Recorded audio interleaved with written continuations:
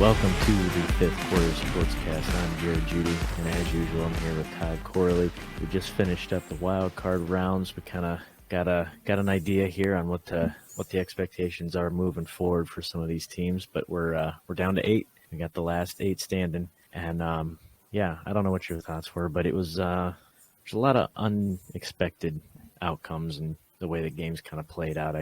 We'll dig into it here in a little bit, but I definitely didn't expect some of the games to go the way they did. But we'll start off here with the usual poll of the week. Which NFL player was the team's impact player of the game? We had Travis Etienne, Brock Purdy, Sam Hubbard, and Dak Prescott. As of right now, the leading in the poll is Brock Purdy with 57%, Dak Prescott with 29%, and Sam Hubbard with 14%. Kind of shocked Etienne didn't get any love at all, but I guess that's what happens when you're down 27-0. Yeah, I don't know. I'm sort of surprised Sam Hubbard didn't get more love. Yeah, Without that's a loss right there. Yeah, I voted for Sam Hubbard, me personally. He saved my parlay, and he basically saved that game. You don't knock that ball out; it goes the other way. That's a 7-point swing. It was huge. Although Dak Prescott had a hell of a ball game too. They're good choices. I'd have voted for Hubbard. Yeah, that's where I voted. But let's dive into these games. San Francisco, which I mean we kind of expected, they take down Seattle 41-23. But it was actually a pretty close first half. It was not exactly a blowout in the first half. But then, 1 point. Yeah, it was a lot closer than I think a lot of people expected in the first half. But then in the second half, San Francisco just kind of pulled away and steamrolled their way to a victory. Purdy, 18 of 30 for 332 yards, 3 touchdowns, and 1 rushing touchdown. Hey, Mr. Irrelevance showing that he can flourish under the pressure. I mean, I'm not saying he couldn't or he could, but man, he's got a lot of weapons around there. But man, he definitely balled out. He was probably one of the more impressive performances for a first-time playoff experience that I've seen in a while. He's got Baker Mayfield by at least 7 to 8 inches. On which end? I'll let you figure that one out. I did think it was interesting that they said, what was it, out of the 8 games, 2 or 3 quarterbacks that had playoff experience, and like everybody else had never played in the playoffs as far as quarterbacks. That was, I think at first I've seen that. So I think the only ones that have any kind of playoff experience, AFC, well, just all in general, I think the only ones that had any kind of experience was. Well, that's what I mean. It would be Mahomes, Allen, and Burrow. Well, no, the ones that are playing this past week. Oh, because Mahomes wasn't playing? Yeah, I think it was Josh Allen. Had to have been Burrow and Allen. And Burrow and Brady. That's it. Nobody else has playoff experience that's played in, which is kind of crazy when you think about it. Does Brady have any? I don't think Brady has any playoff experience, though. I think it's safe to say he's got at least 1 game under his belt. Oh, shit. No, he's the guy with all the Super Bowl ring. No, you're right. Jamie gave me the wrong sheet. Yeah, it must be the other Brady. But yeah, going back to the Seattle-San Francisco game, CMC, he was 15 of 119 on the ground, 2 of 17 and a passing touchdown, or receiving touchdown. Debo, 3 of 32 on the ground and 6 of 133 and a receiving touchdown. They kind of spread it around. I mean, obviously it was Debo and the CMC show, but that defense, it's no joke. They put up points and yards on the offense, and they shut it down on the defense. So, I mean, they're a force to be reckoned with, that's for sure. I don't see personally how anybody's going to be able to take them down. I don't know if there's any high-powered offense left in the playoffs that could really put a bind on them. Maybe if the Eagles get rolling and they match up against them at some point, but I don't know. We'll see. We'll move down to the next game, talking about, games that weren't close. LA, the Chargers, I can't for the life of me figure out what the hell's going on with the Chargers. Like every year they look like they should be a playoff contender, and then every year they shit the bed. Every year. They have so much talent. I just don't understand what the problem is. But they had a 17-point lead or 27-point lead. Yeah. To watch it just disappear. And anybody that knows anything about football or watches football or has ever even been around anybody that plays football, the name of the game is time of possession and turnovers. Those are the two keys of the games. If you control those, typically you win games. Trevor Lawrence throws 4 interceptions and still finds a way to win the game. Yeah, I don't know. Mind-blowing. God, I don't know how that happened. That's amazing. I just, how the hell the Chargers blew a 27-point lead and played against somebody that had 4 picks and you still lost. It's mind-numbing to me. Unreal. Absolutely unreal. Eckler looked great. Well, and it's the tale of two halves. Like, they were on fire the first half and completely they disappeared completely in the second half. It's like they forgot how to play. Like, I just don't understand how you're that bipolar from one half to the other. But Lawrence, he wasn't all that impressive. He had 28 of 47 for 288, 4 touchdowns, 4 interceptions, and 2 sacks. I mean, it's not a stellar day, but hey, they got the job done. They did what they needed to do. But, my God, I just can't figure the Chargers out. I don't understand it. I'm waiting for Herbert to take the next step. Well, and I thought they were going to last year they were so close. And the way that last year, was it the Raiders, that he was like, it was to keep alive, it was 4th down, and he completed a first down on 4th down. He could, converted to 4th down like 5 times in a row. And I'm like, oh my God, this is it. Game's on the run. Where they're done, and they convert it. And then rinse and repeat like 5 times. And for them to be able to move the ball like that and then turn around and end up winning the game, I'm like, okay, yeah, this should be interesting to see how they build on this next year. And it's like the same exact thing. Here we are again. Like, they can't get over that hump. I don't understand how. I don't know. I don't know how they didn't use Eckler more. He started off like gangbusters, couple touchdowns, finished with like 30 whatever yards.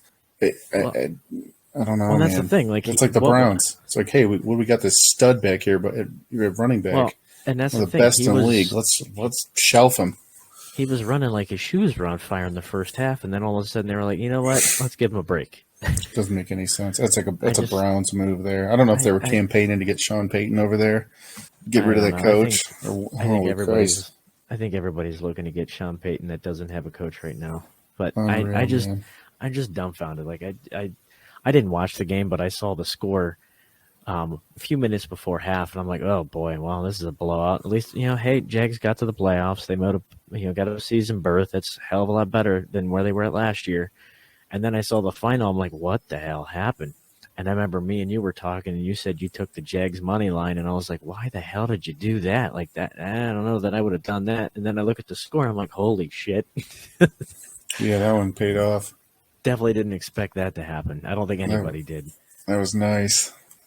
But yeah, hey, more power to them. I don't know how they're going to fare against the Chiefs this week, but hey, that's a test. You got a big uphill battle, but hey, you know what?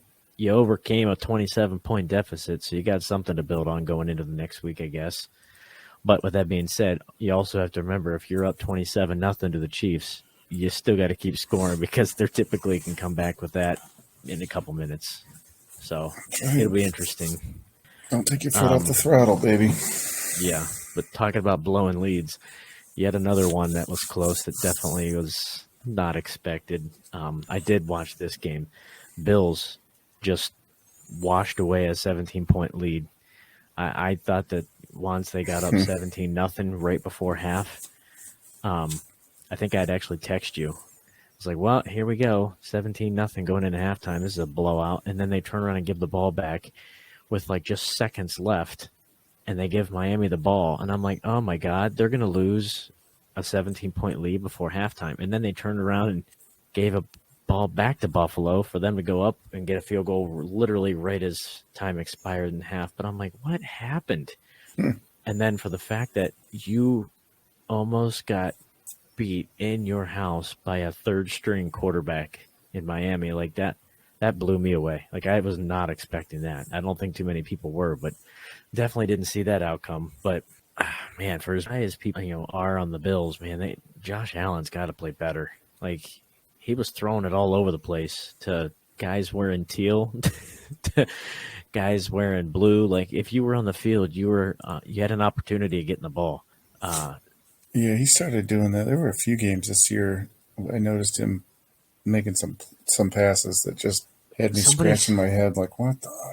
Somebody said like he had, I don't know where I heard this. It was either I saw it on Twitter or I heard it on ESPN or something, that he has the most red zone like turnovers this year, which I believe it. If it's true, that just blows me away for as good as they are. Like they are such a high profile offense, and yet he's just throwing it everywhere. Like that typically doesn't go hand in hand. If you're turning the ball over, you're typically not winning games. But yeah, if you could clean it up, boy. Woof. He's going to have to do something because that's not going to get you titles. It's just not.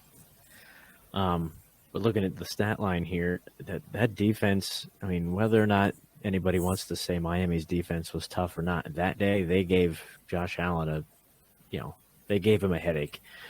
Allen went 23 of 39, 352, 3 touchdowns, 2 interceptions, and he was sacked 7 times.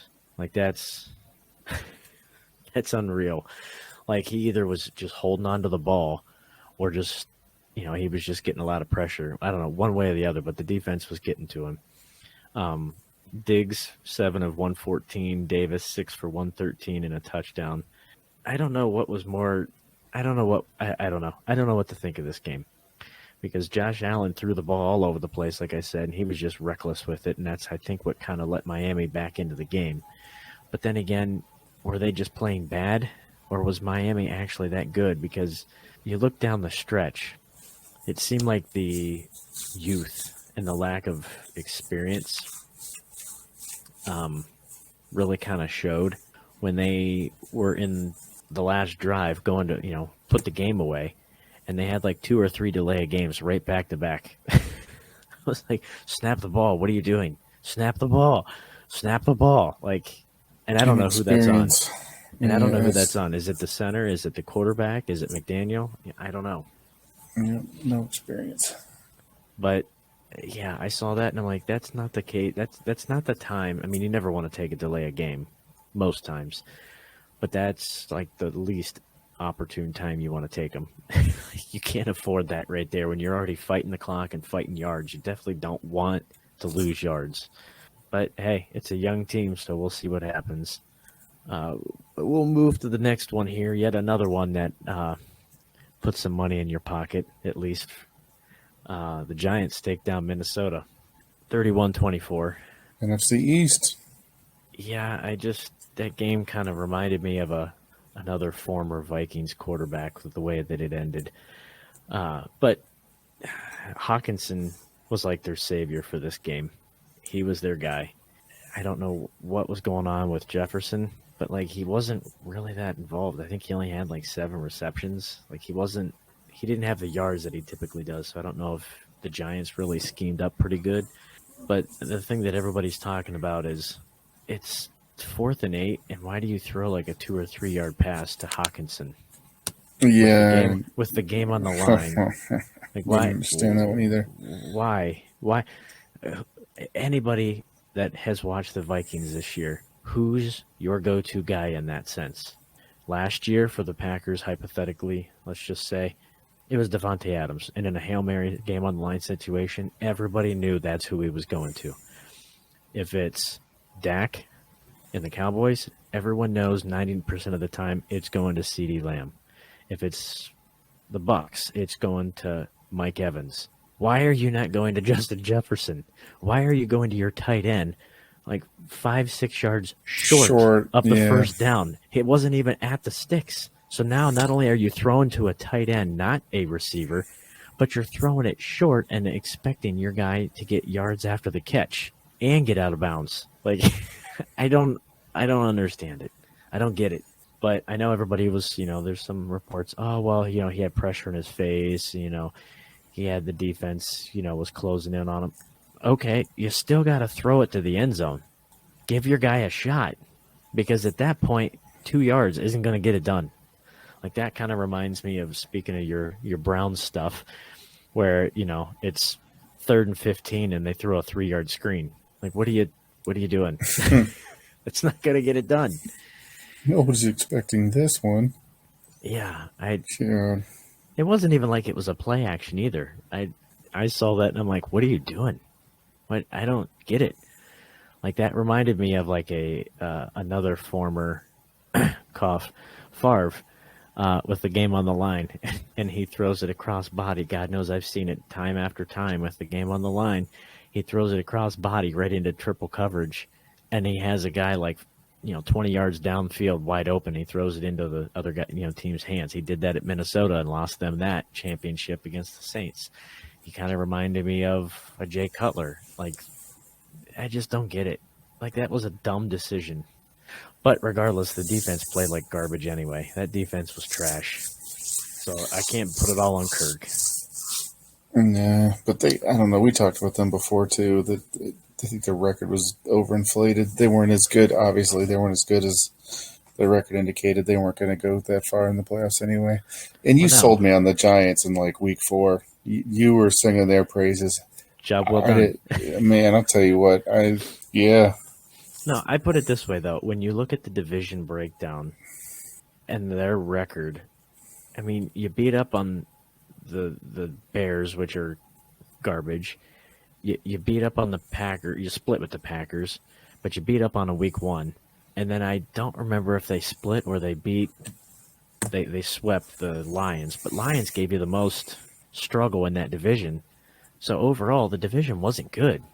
So you had 6 of the how many wins they had coming from the division, which isn't a good division. So I don't know. I think they were a beneficiary of a soft schedule, in my opinion. But hey, you got to the postseason, I guess. Hang your hat on that. But either way, you're still watching at home. Yeah, I was gonna say they're watching the Super Bowl from the same place the Packers are. Exactly. You're still watching at the same BW3s. That's right.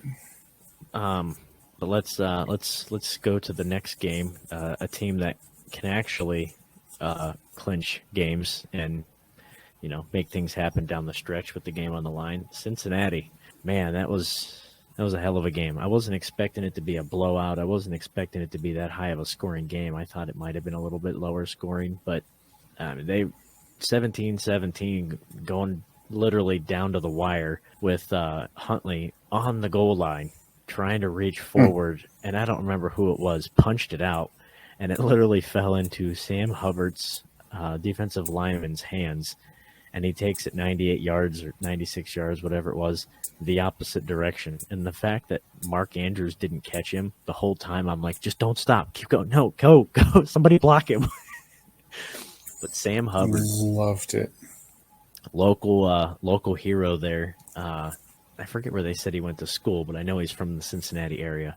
And he saves the day. He saves the season. They win. They pull out the game 24-17. They win me my parlay, and they go on now to rematch with the Bills.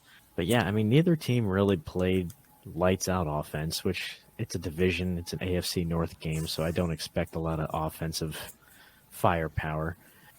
I mean, they played exactly kind of a game you were expecting. It was going to come down to the wire. I didn't think it was going to be that close with, Huntley, but hey, they got the job done. They move on. So we'll see how they bounce back and play against the Chiefs. But we will move on here to the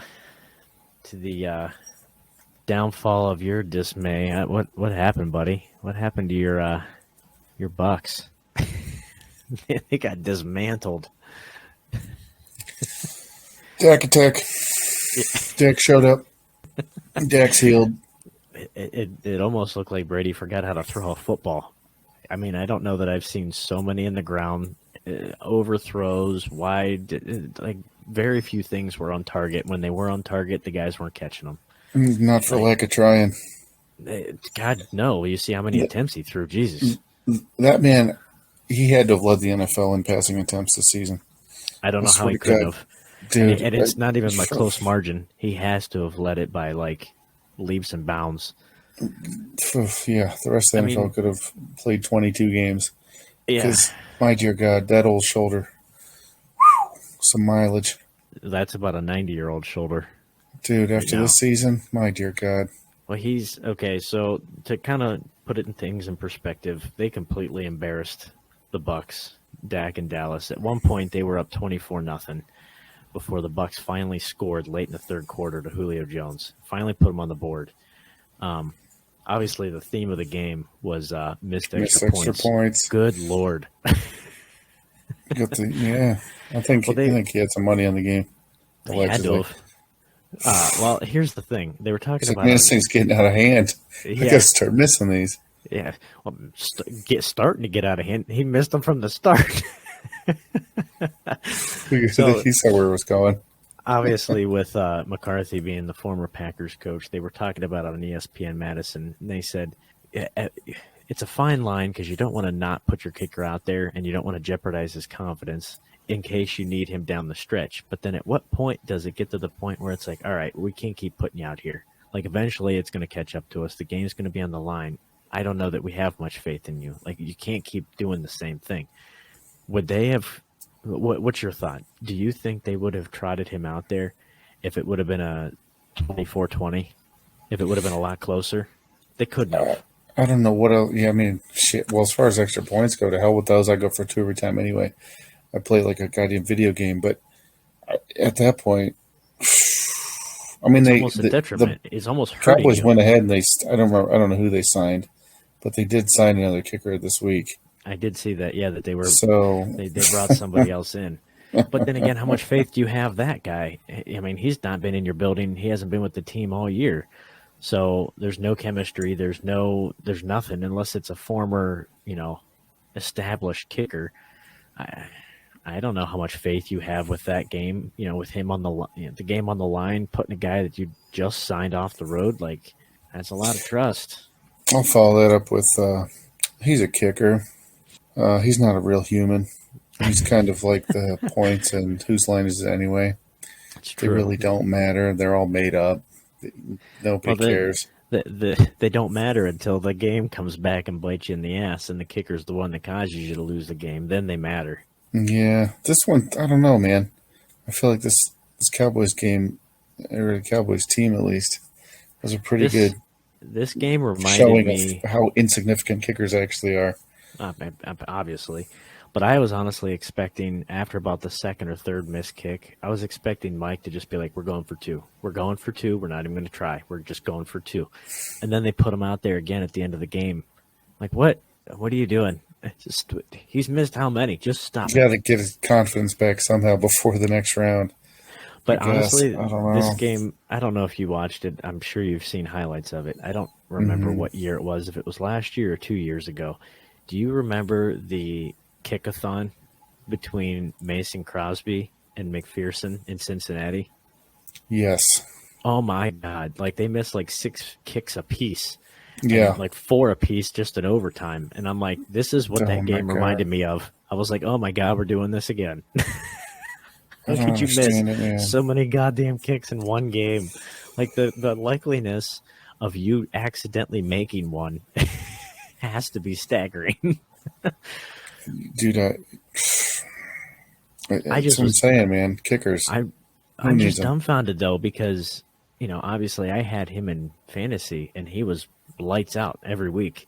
And then all of a sudden down the postseason, it's like he's got the jitters. He's got the yips. He can't kick anymore. Like, what happened? You were fine all season. I don't know. I think I don't know what the fine line is, but I think obviously Mike was fine putting him out there kicking. Just go, dude. Just whatever. Go do your thing. But if the game would have been a hell of a lot closer and it would have been a shootout, I don't think he would have, because at that point it cost you. And then you're chasing points the rest of the game. But, I mean, obviously that wasn't the case. It didn't matter anyway. But, yeah, looking at the stats, the stats blew me away. Obviously I watched the game, so I knew what the outcome was. But I didn't realize how skewed one way the stats were. You had Dak 25 of 33. Pretty damn efficient. 305 and 4 touchdowns. Brady, soon to be, first round ballot, no question. 35 of 66.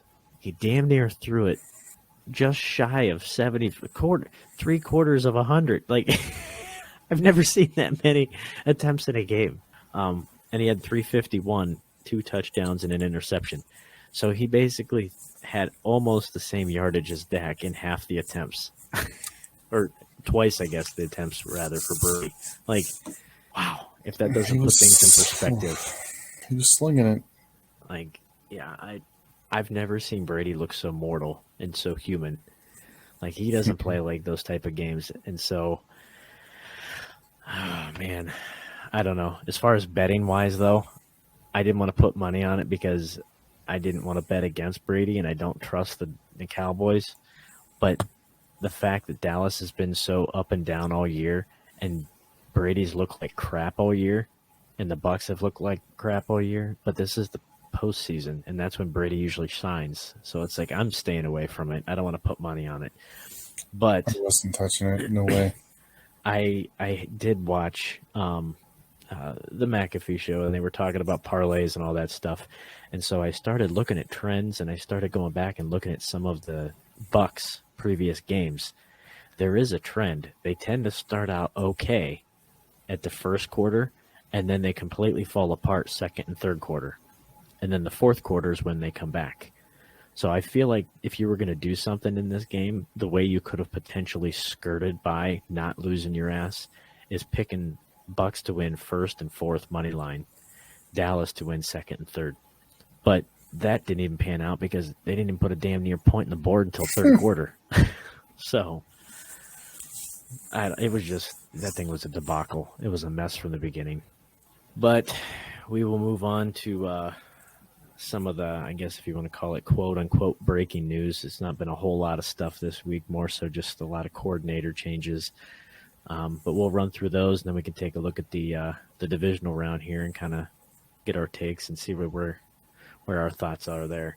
As far as breaking news, did you catch the Arizona? They found their new GM. Did you catch his comments? I just saw their this should be fun. quarterback headed to like Thailand to get away from everything. Yeah, I can't wait for next season. Man, I don't know what week Kyler's going to come back in the building, but ooh, this should be fun. In his introductory post conference, or conference, whatever you want to call it, the new Arizona GM made a statement: egos in this locker room will not be tolerated. God, I can't wait to see how that goes with Kyler. The guy was just motherfucking his own coach on the sideline, like, oh, yeah, that should go over real well. He's a little punk. Well, and they gave Kyler, well, he's going to have some say on who gets hired as the coach. Oh, all right. So egos aren't going to go in this building, but we're going to ask the quarterback who has proven nothing who he wants as a coach. Got it. Yeah, that sounds like well. that sounds like success to me. JJ Watt couldn't retire quick enough. I know that's right. Luckiest bastard. Yeah, no wonder Hopkins wants out. Yeah, he wanted out. Yeah, but I heard that. But I heard that, and it was like egos won't be tolerated. I'm like, find me one NFL locker room where that doesn't occur. There's egos in every damn room. These guys on the 53 are somewhere between the ages of 20s and, if you go older, 40s. And they all are getting paid millions of dollars for the most part to play a kid's game. And you're going to tell me they don't have egos? Okay. All right. Some egos are bigger than others. I'm looking at you, number 13, San Francisco. Brock 13-inch. Yeah. Well, here, and you have the thing that just is a very funny parallel to me. You have these guys like Devontae Adams, like Aaron Rodgers, like Deebo Samuel. They're making multi-million. They're making more than the coaches. So then when things are out of line, Kyler, who's holding them accountable? Is it the coach? Because the coach, hey, we're not going to act like that here. Yeah, screw you. I'm making more than you. I'm the one running the show. Like, I don't know that. Yeah, can't wait to see how that works in Arizona. It should be fun. I expect them to win just as many games. But with that being said, we'll move to the next one here. Byron Leftwich. Obviously, the offense was not stellar by any means down in Tampa. So, of course, after you get the doors blown off in the first 3 quarters of the Dallas game in the postseason, you're probably out the door. So, yeah, there's reports that he's probably on his way out if he isn't out already down in Tampa. But I know they were talking, well, is that their ploy to try to get Brady back? Well, we'll get rid of Leftwich if you come back. But I thought he liked Leftwich. Like, I didn't think he liked BA, but I don't know. I just thought it was interesting because they sure worked well last year and the year before that. Yeah, I'm wondering who was the actual coordinator. I have a feeling. I think it was the guy on the field. Yeah, I'm pretty sure it was Tom. I think Byron Leftwich was just cashing a check and like, psh, okay. He was the coordinator and the coach, and him and Todd Bowles were just sitting on the sideline with the headsets on. What do you want to do now, Tom? Yep, you got the keys. Yeah. Get us home.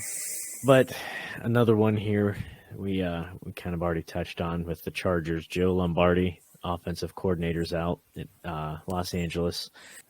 They said they want to maximize the window with Justin Herbert, but, I mean, I don't necessarily know if that's the issue. I think it's more of maybe even an issue with Staley, the head coach.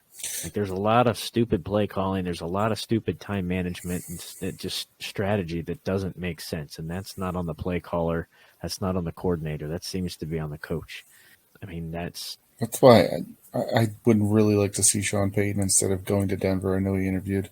I mean, I don't necessarily know that Staley's a bad coach, but there's a lot of things that he does, and it's just make you scratch your head. And like, what are you doing? Why would you do that? What, man, it'd be a lot of fun to watch Payton and Herbert paired up. I think he's going to go out west someplace. I don't know where, but I think he's going to want to. He's not going to want to go to a place with an old quarterback. Like, I think he's going to want to mold a new quarterback. That way he's got something that has his fingerprint on it. Like, he's not going to go try to work with Russ and, bring Russ back from the dead. He's not going to want to go work with Tom. He's not going to want to do that. I think he's going to want to go young, my opinion. But then again, what the hell do I know? But we'll hit your wheelhouse here. I can't stand him. I frankly absolutely despise the guy. But the old Keebler elf, Jim Schwartz, he's back as the DC in Cleveland. I couldn't stand him for years when he was in Detroit. Couldn't stand him when he was in Philly. Like, the guy's just – he's got little man syndrome like Baker. I just don't care for him. I absolutely can't stand him. Love him. Never been happier. Homecoming. Bring back the whole Belichick crew, baby. I'll put it this way: if he brings the talent and they get results, then that's all that matters. But I personally can't stand him, so I'm just glad I don't have to hear about him. But you're going to hear about him. You're going to hear about him all the way up there in that ESPN Wisconsin. They're going to be talking about him. They're going to be singing the praises. My God, the Browns defense. Never seen anything like it. It's like the 85 Bears. Well, it might be the defense that'll be very, very superior because God knows the offense probably won't. You listen here. Deshaun Watson's going to he's going to get all the tuggies, rubbing tugs. It's coming. They're going to refuse to give the ball to Chubb, as usual, and they're just going to have him throw the ball 70 times. It's all going to work out, Jared. Don't you worry about it. We're going to do this. I don't want to hear you pissing and moaning when Aaron Rodgers is playing somewhere else next year either. I don't want to hear any of that. I've already accepted the fact he probably will. If you can cut Devontae Adams and then you can cut, however many other people, all-stars, whatever, yeah, it's inevitable. Go for it. I never thought I'd see Favre go anywhere else, and God knows he played against us for a couple years and damn near almost went to a Super Bowl, so I'm kind of numb to it at this point. And they were actually talking about that earlier today, about when Rodgers took over when he was, in 07, he was still wet behind the ears, young rookie. He had made the comment, I never want to go out like that. I'm going to try to basically do the exact opposite of everything Favre has done in his career. It couldn't be more identical. They all hang on, man.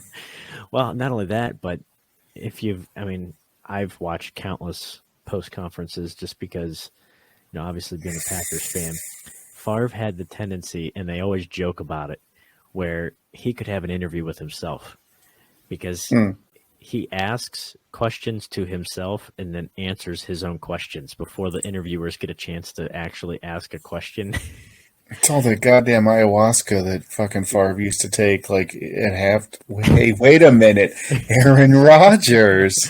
You're Well, right, Jared. The parallels are well, and numerous. it's funny because in this Aaron Rodgers Tuesday thing that they have going on McAfee, they played it on ESPN Oh, Pat Madison. McAfee. They There he played is. it on ESPN Madison today, and Mark Tauscher, former Packer offensive lineman, said, it is uncanny how identical this sounds like Brett Favre. He said something along the lines of, do I feel like I can still play at a high level? Yes. Do I feel like can get another MVP? Absolutely. Do I feel like I can still play in the right system? Yes. Like that's the exact stuff Favre used to do. Like, hey, do I wish I played better? Sure. Did I make all the throws that I wanted to? Maybe not. Like that's exactly to a T. Like he's turning into Favre. Like all we need is some dick pics, and we got an exact replica. Now, I don't think Favre ever went into a hippie phase, Yeah, but it sounded like an invite to me. That was a borderline request. I think. I don't want them. But I mean, okay. I'm sure somebody has received them. When you run around looking like Nicolas Cage with a wife beater, you got hair down to your shoulders. You're Fucking out in dude the freaking Lebowski over here. You're freaking out in the jungle, smoking ayahuasca, and sipping whatever the hell you do with it. A white Yeah, Russian I'm sure there's a few rolling out things his that happen. bathrobe and a white Russian I'm sure there's out a there. few things that happen that you don't remember. But yeah, get Of course, back all on those the. questions. What's he going to say? No. I mean, anytime you check no to any of those boxes, it's time to hang it up. Well, He's only exactly. lying to himself, though, too. So Well, and the fact is, he's asking the questions before people get a chance to ask them, so that way he can answer them himself. And basically, that's he's the like, way to "Nope, do it, man. I'm taking the question right out from underneath you. I'm going to answer it myself." He should go into So, politics. I'd vote for him. God, yeah, can you imagine? Ooh. All right, but we'll touch base with a few more here. Titans find their new GM, Ran Carthon. Carthon. Yeah, Yeah, Rand from Carthon. the Niners, I I guess. remember. I remember when he played there. Yeah. Well, I was doing some Or some research here, was and that I with the didn't Giants? realize. Didn't he play for the Giants I don't know. in the '80s? We'll have to get Jamie on that. Jamie. But I remember seeing some stuff about him basically working up from like the Cowboy, working his way all the way up. Like that's pretty impressive. Like working from like volunteer to GM. Like it's a hell of a career arc. Now, granted, hopefully, as long as he doesn't do something stupid like trade Derrick Henry, he'll probably be okay.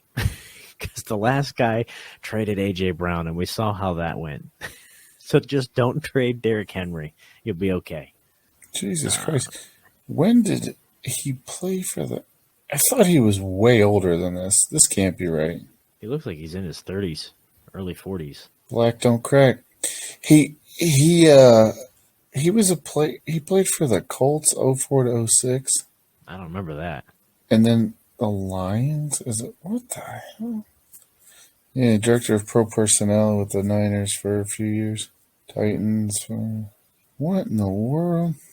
Shenanigans have been called. Well, Jamie, can you update his Wikipedia? Yeah, that's bonkers, man. Who the hell am I thinking of? Do you I have don't a know. dad that played for the damn? Oh man, yeah, I don't know. I must Maybe be it's sipping on that Metamucil again. I'm maybe it's high on Dave. that Is it Metamucil. Mark McGuire's brother? Oh Is God, that- don't get me started on him. I love me some Dan McGuire. Well, we'll get to the next one here. We got a couple more, and then we'll look at some of the wild card matchup or the divisional matchups. But Ben Johnson apparently is a hot commodity. He's getting a lot of head coaching offers, and I don't know. He's turned all of them down. Said he wants to stay in Detroit. So we'll see how they've actually been one of the top scoring offenses this year. So we'll see how they build on that. That'll be interesting.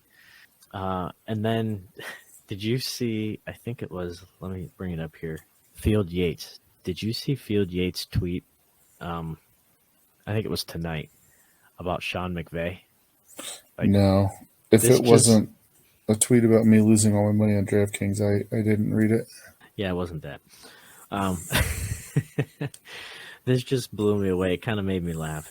Field Yates tweeted, it said, Sean McVay is returning to the Rams, and staff changes were expected, and some actually have. The OL line coach, the special teams coordinator, the defensive backs coach, the assistant DL coach, the defensive assistant, they're all not returning. So basically, McVay's back, but everybody else is gone.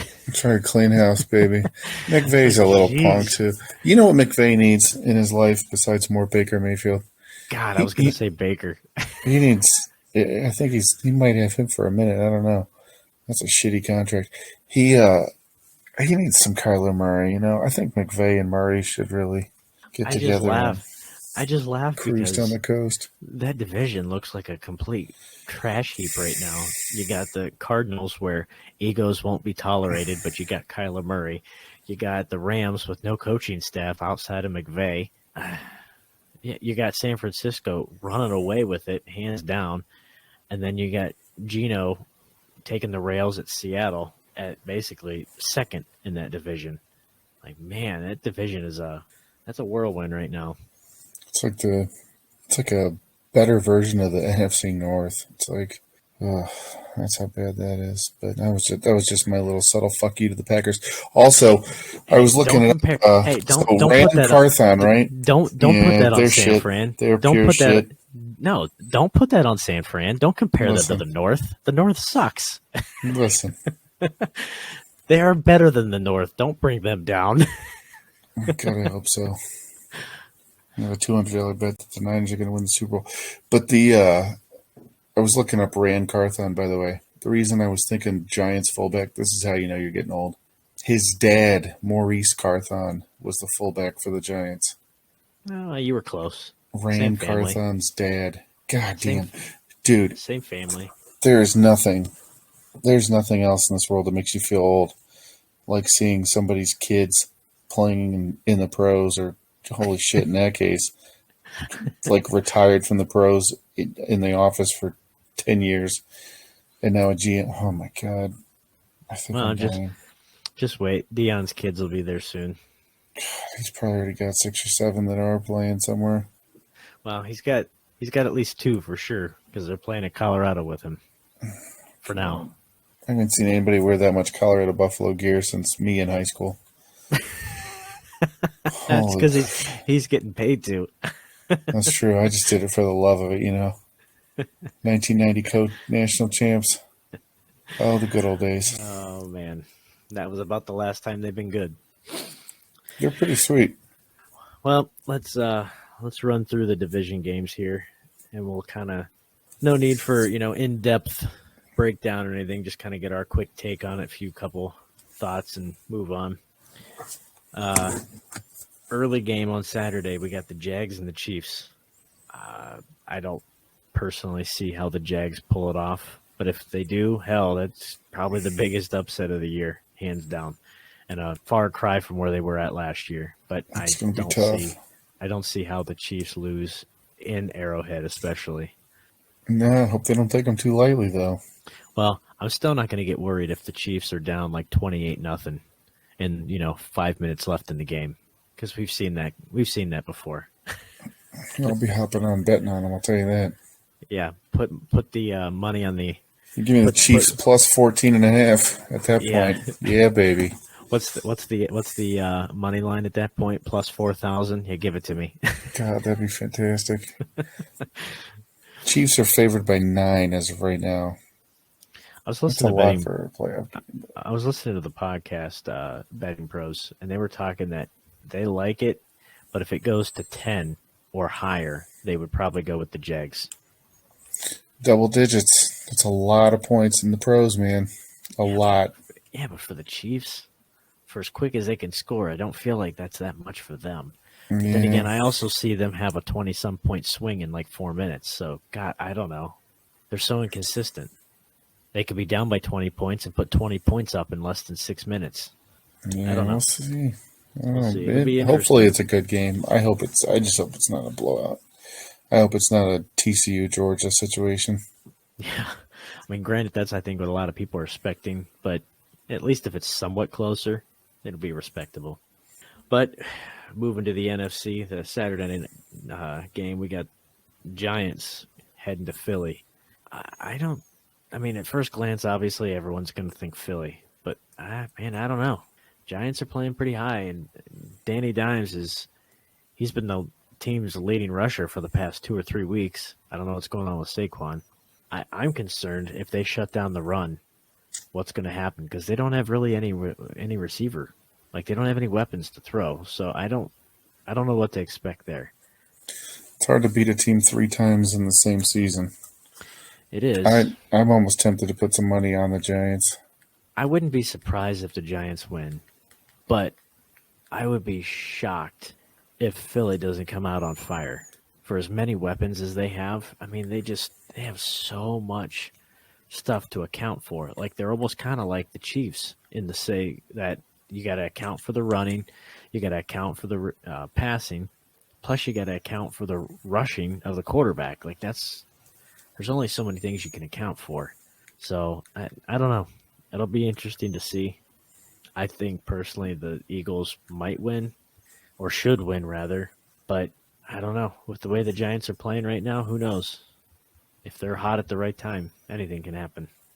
I do like the 7.5 that they're getting. That's not bad. That might be worth it even more.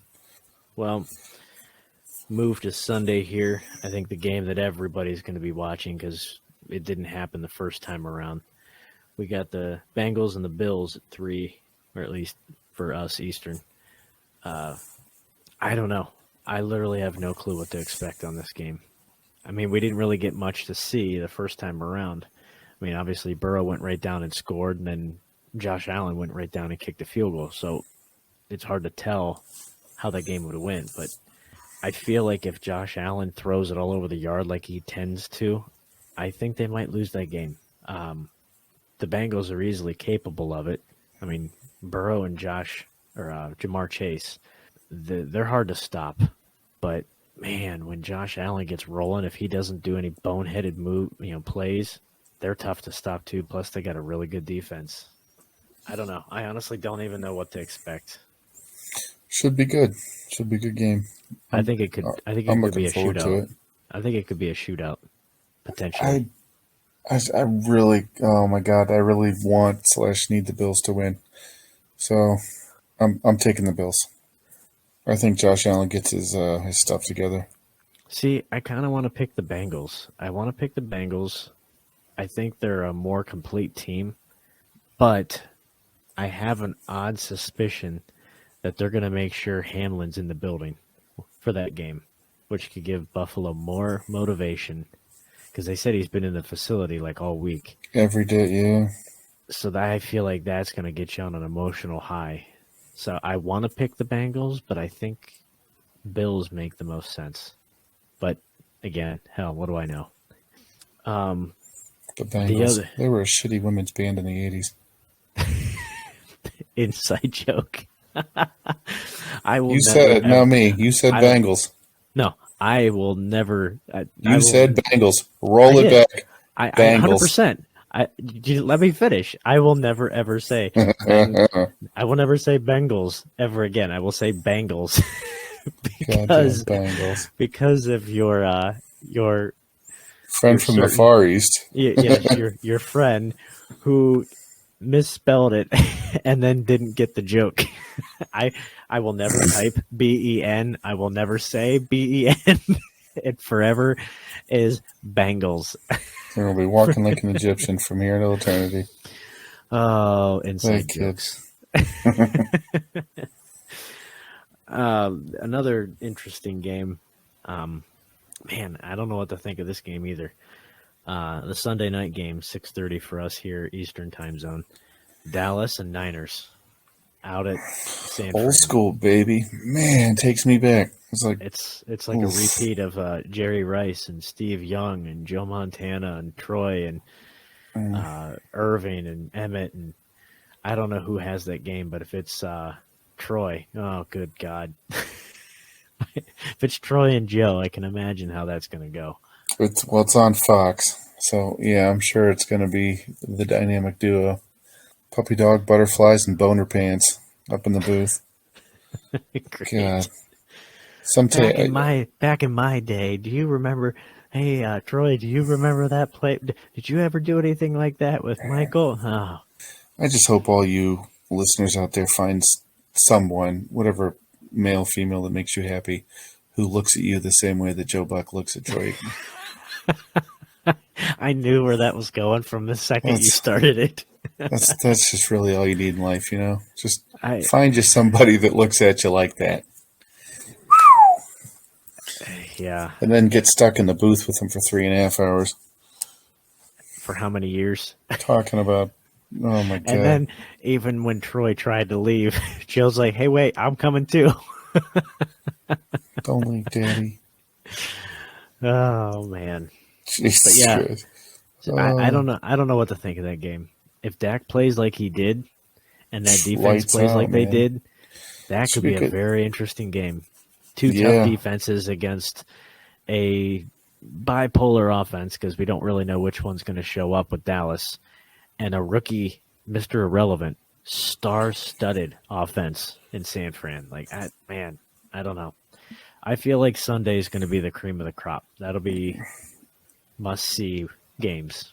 Yeah, to me, it's kind of like, and I could be wrong, but like Saturday's like the JV, and then you get the varsity on Sunday. The Sundays are the games I want to watch. Yeah, I'll watch all of them because it's postseason football. It's as good as it gets. I'm excited, man. It could be fun. Buckle up. This is when it gets fun. Yeah, for sure. But I think that'll wrap up this episode for this week. Download, rate, subscribe, review, do all that good stuff. If you want to interact with us, Twitter, Facebook, YouTube, 5THQ Sportscast. Go watch some football, as Todd said. If you want to catch the JV, they're on Saturday. The varsity starts on Sunday. But yeah, go catch some divisional playoff. Go watch some football. Go have some fun. If you're in a state that's legal, go play some bets. Go make some money. If you're in a state that's not legal, go play some bets. Go have some fun. But yeah, we'll catch you guys on the next episode, and we'll see how our picks and see how the games fare. And next week when we come back, we'll be down to the Final Four, and we'll go from there. Don't forget, kids, the only cure for lung fever is a lucky strike. Light up a lucky.